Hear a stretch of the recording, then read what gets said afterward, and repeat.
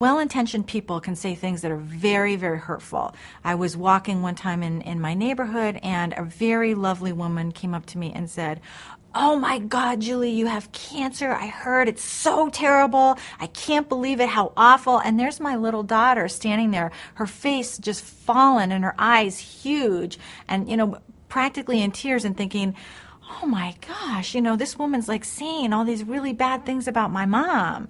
And I had told my daughter that I had cancer, that it was a bad disease, but that the doctors thought that they could help me. So I think that one thing that you have to recognize is that you're going to get ambushed. There's no way around it. You will get ambushed. People will tell you the worst case stories and scenarios. You'll see something on the news that will be terribly upsetting. I mean, you'll get ambushed. And so, and one of the things that I tell people is that there are setbacks in healing, and there's emotional setbacks and there's physical setbacks. But that doesn't necessarily affect your ultimate prognosis and the ultimate outcome.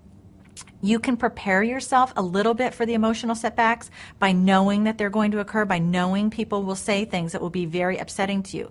And when you feel ambushed, recognize it as that. Recognize it as an ambush.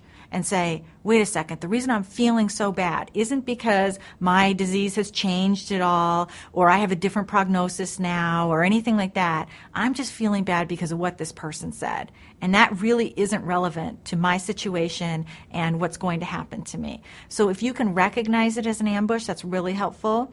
You can help your kids with that too, and tell them, that woman might have had a bad experience with cancer, or she might not really understand that the people that we treat now for cancer usually live, that they can do really well and have great lives, and that especially if you have a good prognosis, you should let your family know that and your kids know that. With my kind of cancer, the doctors think that they can help, and just keep reinforcing that. That's really important.